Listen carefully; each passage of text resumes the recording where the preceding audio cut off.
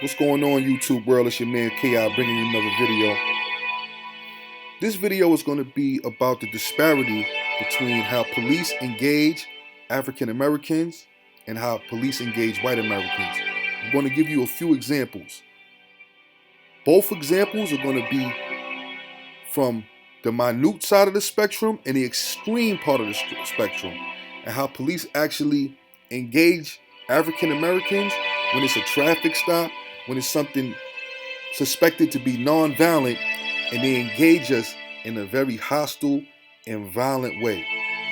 And then we're going to see how when something is suspected to be violent with white Americans, they approach it in another way. They approach it with caring and kindness, and they don't jump to conclusions as to the person's guilt or not.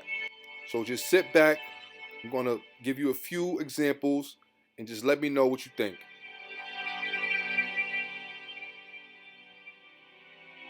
Now, this guy was waiting for his friend at a bus stop, I believe, and he was just sitting there.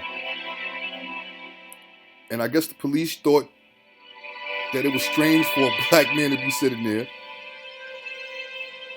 and approached him and detained him, in essence, because he was not free to leave. He's grabbing his shirt. Get the fuck up off me, bro. Fuck is you got me for, bro? We go through this type of thing all the time. This is why when you guys go through this, y'all go straight to the precinct and make a complaint. It happens to us so much that it will take too much time out of our day to do that, because we're going to go through it every other day in some neighborhoods, in some places. All you niggas is coming straight. You look goofy as hell, bro. Stop touching me, bro. Obviously, nobody's going nowhere. Hey, what'd I tell you? I told you I was waiting for somebody to come here. They right here, bro. Oh, my God. You're tough as fuck, huh? Hey, you tough as fuck. Stop. Hey, stop. Bro, you goofy as hell, bro. Hey, Mr. Dadges, you making a big ass deal out of nothing, Brody. You making a big ass deal out of nothing, Brody. You making a big ass deal out of nothing. You real big, though, huh? Hey, you real big. Hey, you real big. Hey, you real tough. Okay. Thank you, bro. Thank you. His friends are there telling the officer that he was waiting on them. And the cop still is not listening to that. He still wants to harass this young black man. Hey, where was I at? Where was I at? Right there. I told you, brother, right the came, bro. That's fine. The people came. I'm finna dip. Okay. I have no reason to be detained by you, bro. Sit down. Bro, stop. Sit down. Bro, you can't, bro. Sit down. For real. Y'all are funny as hell, bro. Niggas is funny as hell, bro. Hey, let's study. That's fine, dude. Now, that police officer was wound up being fired by the police force. I think because of the public outcry of the tape when it went viral, the video when it went viral. If it wasn't for the video, nothing would have happened to the officer, and the charges would have stuck on this young man. The officer initially put on his police report that the young man transgressed against him, so that's why he was arrested. But when the video went viral, it showed that he falsified the police report, and he was fired because of that. And now charges are being brought upon him. But this is something that we go through all the time in the inner cities and even in the suburbs, because if you go to the suburbs, sometimes they're not used to seeing some black faces. So we go through this all the time, everywhere, being black men. And like I said, when you look at the disparity and you look at how they treated the white guys who actually killed somebody, and these two black gentlemen who was being approached by police under suspicion of something that's very minor. This young man was just sitting at the bus stop. George Floyd was under suspicion of something that was a misdemeanor. Still, we was approached with extreme hostility. We're not given the benefit of the doubt anytime, anywhere, any place. I just want to make that clear. You've already put your hands on me. Bro, I didn't put nothing on you, bro. It's on camera, so you can check it. It's all good. You see your hands. Now remember, the only thing they're suspected of is having a counterfeit bill. That's it. There's no reports of any guns. There's no reports of any drugs. There's no reports of anything. However, a counterfeit bill. Man, Stay in the car. Let me see your other hand. I'm sorry. Let me see your other hand. Please, both hands. do nothing. Put your fucking hands up right now. Let me see. Now the gun is drawn. The guy is in his car. Can't see both of his hands because one of them is hidden by the car. Yet, the gun is drawn and the gun is out. Their hand. Hey, what I do though? What we do? Put your hand up there. Put your fucking hand up there. Jesus Christ. Keep your fucking hands on the wheel. Keep your fucking hands on the wheel. Yes, sir. I'm sorry, sir. Who else is in the car? You see how intense this interaction is? It's crazy. Dang, man. Man, I got shot the same way Mr. Officer before. Okay, well, when I say let me see your hands, you put your fucking hands up. I'm so sorry, You got them? man.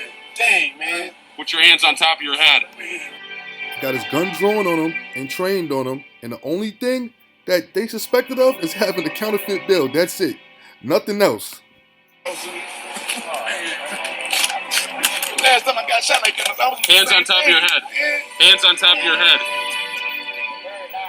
Step out of the vehicle and step away from me, all right? Step out and face away. Step out and face away. Okay, Mr. Officer, please don't shoot me. Please, man. I'm not going to shoot you. Step out. This guy's visibly terrified because his history of interaction with police probably has all been terrible, like most African Americans. Every time we get in the police interaction, it's usually negative. Face away. I'm gonna get out of eye, man. Please don't shoot me, man. Please, man. We all know how the story goes.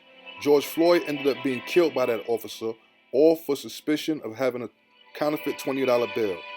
A counterfeit $20 bill George Floyd may not have known was counterfeit. I know. Just breathe, okay? And look how she's handling this guy. Mind you, she don't know what's going on. The guy is dead on the floor. She don't know whether it's been any kind of foul play or anything. She's giving him the automatic benefit of the doubt. Not even her. All the police, they got the scene taped off. They got him on the side, no handcuffs, no anything. They're not treating him like a suspect. They're not treating him like a suspect, and the guy is on the floor dead. They're treating him with so much care and kindness, it doesn't even make sense.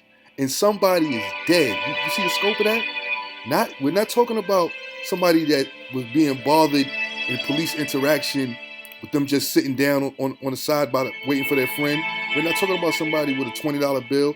This guy is actually on the floor dead, and they're treating him with so much care. Let me get some stuff for you to clean up with, all right, sir? We've got to take some pictures of you first. They're about to clean him up. They're getting them stuff to clean him up. This is madness. Go get your camera. Phone's fine. Go get something along those lines. Get my phone, your phone, whatever. Start using that on the camera either. And His body is still on the ground. They don't have him in handcuffs. It's just nuts. It's crazy. He's supposed to be a suspect from jump, just like they do black people. If that was the other way around, they'd have that black person in cuffs being interrogated at the precinct already. Yes, I'm trying to call my wife. Let her know what's going on. Okay. Do you have your driver's license on you by chance? Notice, No, I have. It's up here at my house. notice how the police are not fearful of their life with these two fellas at all. They're going to their cars, they're reaching for things. They're not fearful at all. And it's a man dead on the floor, and they're not fearful. We're not talking about somebody that committed a misdemeanor. We're talking about somebody that could have committed murder. They don't know. They don't know what happened, but they're treating them like they already know what happened. We're talking about somebody who may have actually killed someone. And they're not putting handcuffs on him. They're letting him go in his car. They let him just do whatever he want to do. Okay. What did you see anything? All right. Here's what precipitated the whole thing. I'm standing there working on my boat cushions in the back of my truck. where's your Right over here, 230. Okay. Right down here. The benefit of the doubt.